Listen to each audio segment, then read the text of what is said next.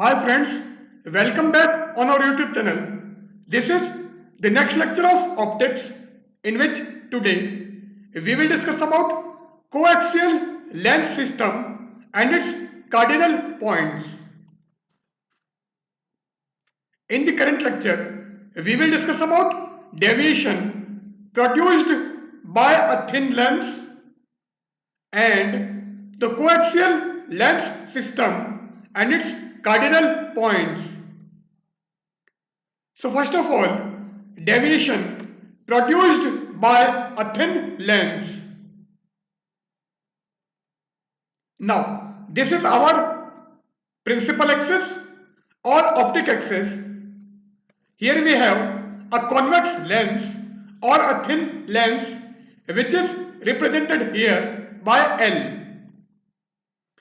And this is our object, a ray, which is passing through the optical center will move without any deviation after refraction from the lens system or from the lens. So, the ray OL will move without any deviation through this lens. So, this will be the direction of ray OL. And this is our another ray. It incident on the point P of the lens. It means OP is our incident ray. If there is no lens, then this ray will move in this direction. But due to the presence of this lens, it diffract and follow this path. Here, two rays meet together. So, here we get image of object O. So, I is our image and this is image of object O. Let this height is H. This is angle alpha. This one is beta. And this angle delta is our angle of deviation. I is the image of the object O.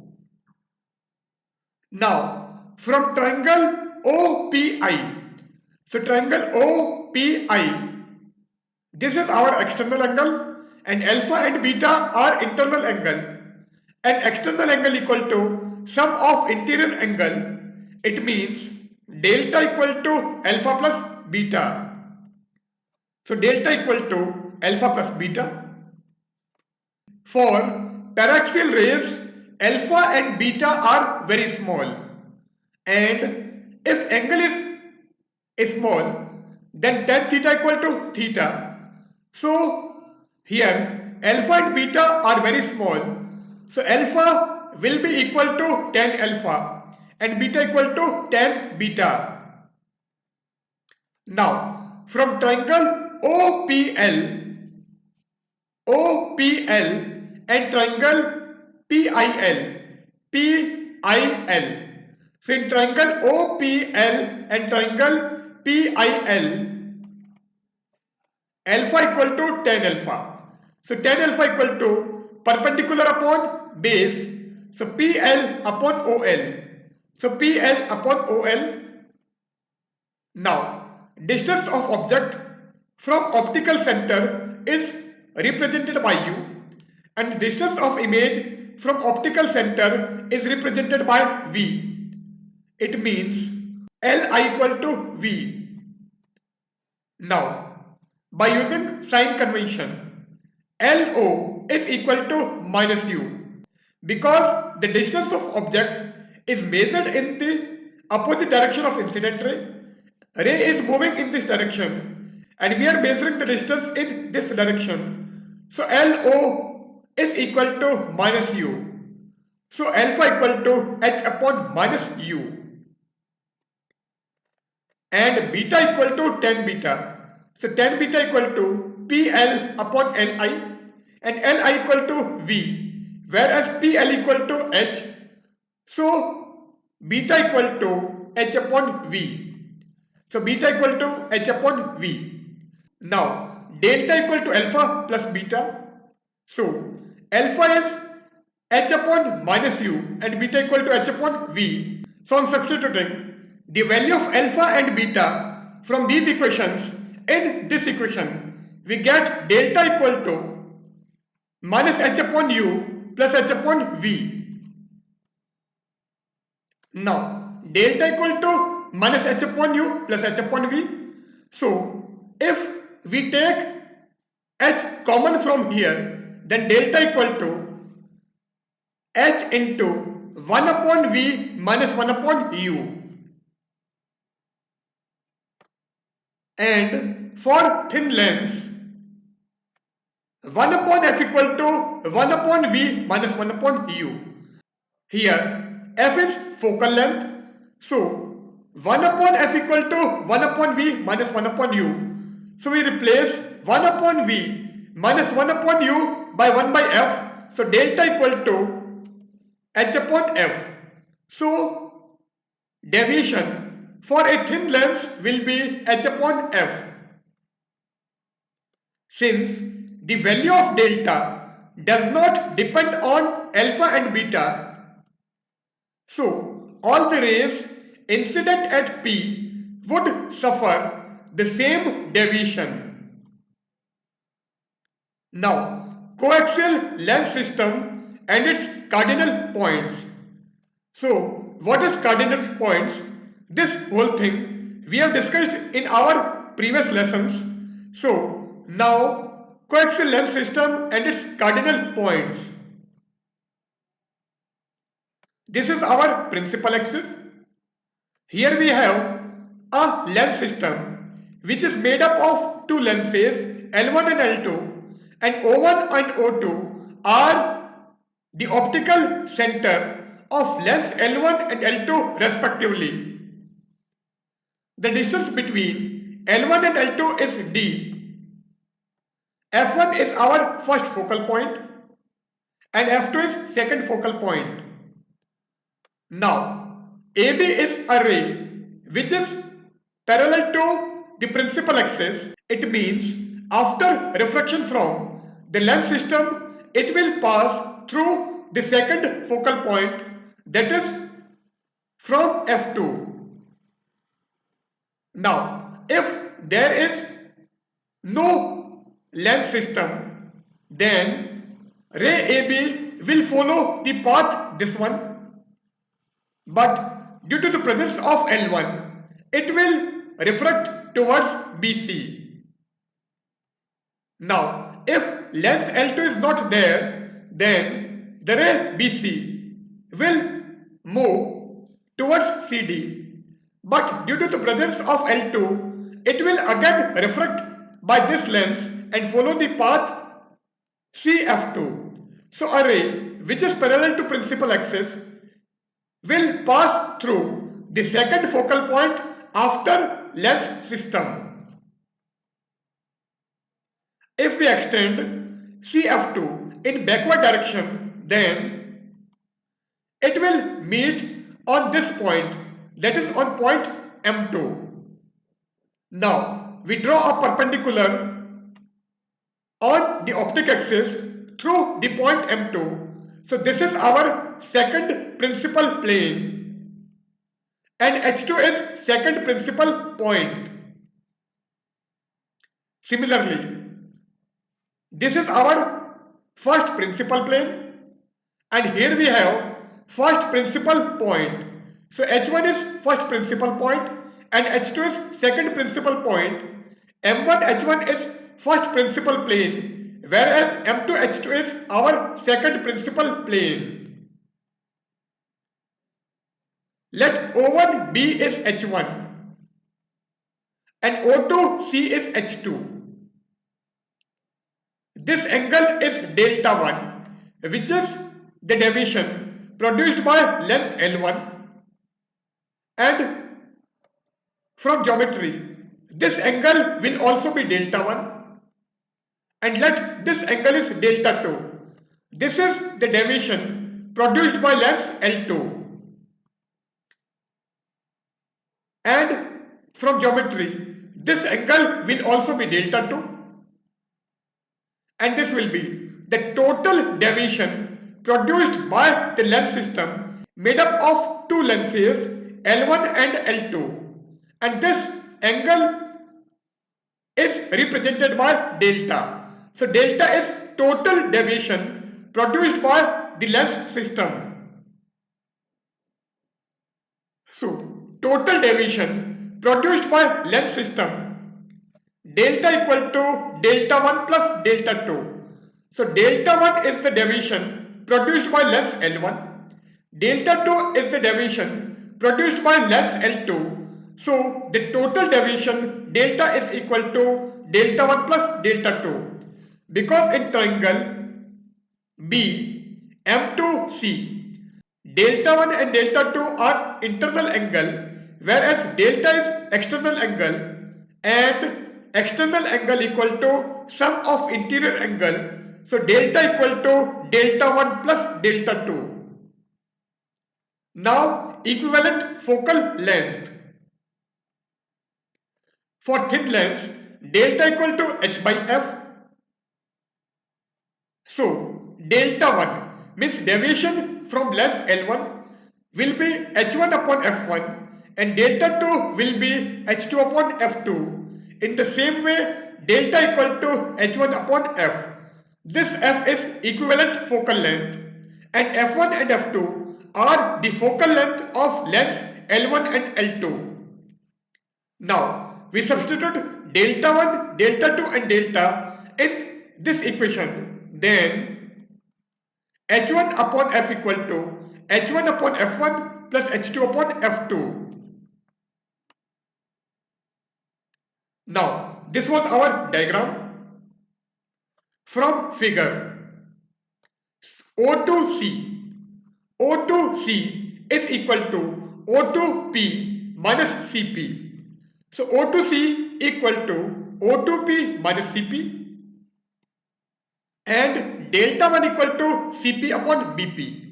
Delta 1 is this one, Cp is this one, and Bp is this one.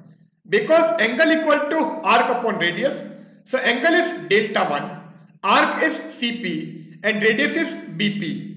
So delta 1 equal to Cp upon Bp. So from this equation, Cp is equal to delta 1 into Bp. So this Cp can be replaced by delta 1 into Bp. Now Cp equal to Bp into delta 1, O2C, O2C equal to H2, O2P, O2P equal to O1B, that is H1. So H2 equal to H1 minus Bp into delta 1. So H2 equal to H1 minus Bp into delta 1. But delta 1 equal to H1 upon F1. So H2 equal to H1 minus D into H1 upon F1. Now if we take H1 common from this term, then H2 equal to H1 into 1 minus D upon F1. So H2 equal to H1 into 1 minus D upon F1. So this will be the value of H2. But H1 upon F equal to H1 upon F1 plus H2 upon F2. So H1 upon F equal to H1 upon F1, and here we substitute the value of H2 is equal to H1 into 1 minus D upon F1. So plus H1 upon F2 into 1 minus D upon F1. Now in this equation, H1 and H1 will be cancelled out. So 1 by F equal to 1 by F1 plus 1 by F2, and in bracket 1 minus D upon F1. So 1 by F equal to 1 by F1 plus 1 by F2 minus D upon F1 F2. So this will be the equivalent focal length of a lens system which is made up of two lenses having focal length f1 and f2. And by solving this equation, f equal to f1 f2 divided by f1 plus f2 minus d, and f1 plus f2 minus d is represented by delta. So f equal to f1 f2 upon delta. Here delta equal to f1 plus f2 minus d, and it is known as optical separation. If P1 and P2 are the power of lens L1 and L2 and P is the power of lens system, then power equal to 1 upon F. So P equal to P1 plus P2 minus D P1 P2. So P equal to P1 plus P2 minus D P1 P2, because 1 upon F1 is P1, 1 upon F2 is P2. D will be remain here. So 1 by F1 is P1 and 1 by F2 is P2. So the power of the lens system will be this one. Now position of second focal point, that is O2 F2 equal to beta 2. The real points from where the distances can be measured are O1 and O2. So O1 and O2 are the points from where the distances can be measured. O1 is the optical center of L1 and O2 is the optical center of L2. The distance of F2 will be measured from O2. So O2 F2 equal to beta 2. Now this was our diagram. From triangle M2H2F2, M2H2F2 and triangle CO2F2, CO2F2. So O2F2 upon H2F2, O2F2 upon H2F2 is equal to CO2 divided by M2H2. So O2F2 divided by H2F2 equal to CO2 divided by M2H2, or O2F2 divided by H2F2 equal to H2 upon H1, because CO2 is H2 and M2H2 is equal to BO1 is equal to H1. So O2F2 divided by H2F2 equal to H2 upon H1. Now from here O2F2, that is beta 2 equal to H2 upon H1 into H2F2, and H2F2 equal to F. F is the equivalent focal length. H2F2 equal to F. So this is replaced by F. So O2F2 equal to H2 upon H1 into F. So O2F2 equal to H2 upon H1 into F, and H2 equal to H1 into 1 minus D upon F1. Now on substituting the value of H2 from here to here, H1 and H1 will be cancelled out. So O2F2 is equal to F into 1 minus D upon F1. So O2F2, that is beta 2 equal to F into 1 minus D upon F1. So this will be the position of second focal point F2. Now position of second principal point, that is H2 or O2H2, and it is represented by alpha 2. The distance of second principal point is measured from the second optical center O2. So second principal point is our H2. So the distance of H2 will be measured from O2. So O2H2 is our position of second principal point, and it is represented by alpha 2. Now from figure H2O2 is equal to H2F2 minus O2F2, and H2F2 equal to capital F, whereas O2F2 is beta 2, which is F into 1 minus D upon F1. So alpha 2 equal to F minus beta 2. So alpha 2 equal to F minus beta 2, and beta 2 is F into 1 minus D upon F1.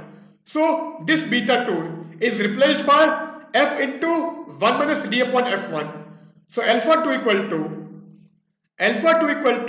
F minus F into 1 minus D upon F1. Now, if we take capital F as common, then alpha 2 equal to F into 1 minus 1 plus D upon F1, and 1 will be cancelled out. So alpha 2 equal to F D upon F1. Now H2, that is second principal point, lies to the left of L2. So alpha 2 will be negative. So alpha 2 equal to minus Fd upon F1. This is by using sign convention. Now the position of first principal point, that is H1, and the position of first principal point will be measured from O1, that is the optical center of first lens. So O1 H1 is the position of first principal point, and it is represented by alpha 1. The distance of first principal point is measured from the first optical center, that is O1, and alpha 2 equal to minus Fd upon F1. In the same way, alpha 1 equal to Fd upon F2. Here H1 lies to the right of L1, so alpha 1 will be positive. So alpha 1 equal to Fd upon F2. Now the position of first focal point, that is O1 F1. F1 is our first focal point, and the distance of first focal point is measured from O1, that is the optical center of first lens, and O1 F1 is represented by beta 1. The distance of first focal point can be measured from the first optical center, that is O1. Now from figure, O1 F1 equal to H1 F1 minus O1 H1, and H1 F1 equal to capital F, whereas O1 H1 is alpha 1, and alpha 1 is Fd upon F2. So this is replaced by F, this one is replaced by alpha 1, and this is our beta 1. So beta 1 equal to F minus alpha 1. So beta 1 is this one, and alpha 1 equal to Fd upon F2. So this alpha 1 can be replaced by Fd upon F2. So beta 1 equal to F minus Fd upon F2, and if we take capital F common here, then beta 1 equal to F into 1 minus D upon F2. Since F1, that is first focal point, lies to the left of L1, so beta 1 should be negative. So beta 1 equal to minus F into 1 minus D upon F2. So here we end our session. In the current session, we have discussed about deviation from the thin lens and first and second principal point, the distance of first and second focal points. Also here we determine the equivalent focal length. So goodbye.